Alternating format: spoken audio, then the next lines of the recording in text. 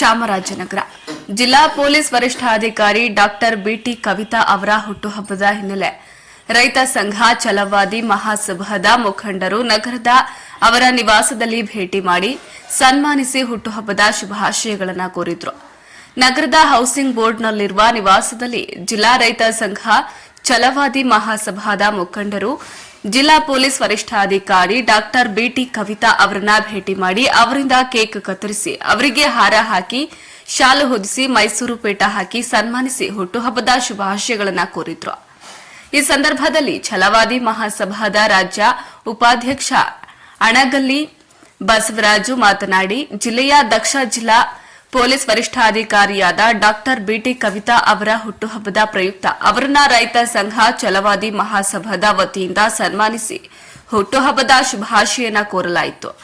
ಅವರು ಜಿಲ್ಲೆಯಲ್ಲಿ ಶಾಂತಿ ಸುವ್ಯವಸ್ಥೆ ಕಾಪಾಡಿ ಉನ್ನತ ಮಟ್ಟದಲ್ಲಿ ಕೆಲಸ ಮಾಡಿದ್ರೆ ಅವರಿಗೆ ಹೆಚ್ಚಿನ ಆರೋಗ್ಯ ಆಯಸ್ಸು ಕರುಣಿಸಿ ಜಿಲ್ಲೆಯಲ್ಲಿ ಹೆಚ್ಚಿನ ಕೆಲಸ ಮಾಡುವಂತಾಗಲಿ ಎಂದು ಆಶಿಸಿದ್ರು.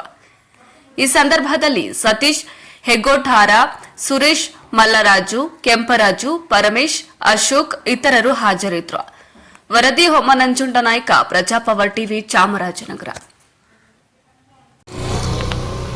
ಇವತ್ತು ನಮ್ಮ ಜಿಲ್ಲೆಯ SP ಅವರಾದ ಡಾಕ್ಟರ್ ಕವಿತಾ ಮೇಡಮ್ ಅವರ ಹುಟ್ಟುಹಬ್ಬದ ಪ್ರಯುಕ್ತ ಇವತ್ತು ನಮ್ಮ ಛಲವಾದಿ ಮಹಾಸಭಾ ಹಾಗೂ ರೈತ ಸಂಘದಿಂದ ಅವರಿಗೆ ಒಂದು ಶುಭಾಶಯವನ್ನು ಕೋರಕ್ಕೆ ಬಂದಿದ್ವಿ.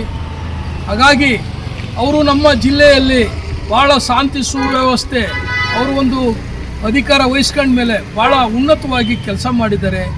ಅವ್ರಿಗೆ ಈ ಒಂದು ಸಂದರ್ಭದಲ್ಲಿ ಅವರ ಹುಟ್ಟುಹಬ್ಬದ ಸಂದರ್ಭದಲ್ಲಿ ಅವ್ರಿಗೆ ಆಯುಷು ಆರೋಗ್ಯ ಅವ್ರ ಕುಟುಂಬಕ್ಕೆ ನೀಡಲಿ, ನಮ್ಮ ಜಿಲ್ಲೆಗೆ ಇನ್ನೂ ಹೆಚ್ಚಿನ ದಿನ ಇಲ್ಲೇ ಇದ್ದು ಒಳ್ಳೆ ಕೆಲಸ ಮಾಡಲಿ ಅಂತೇಳಿ ಈ ಸಂದರ್ಭದಲ್ಲಿ ಶುಭ ಕೋರಲಿಕ್ಕೆ ನಾನು ಬಯಸ್ತೀನಿ. ನಮಸ್ಕಾರ.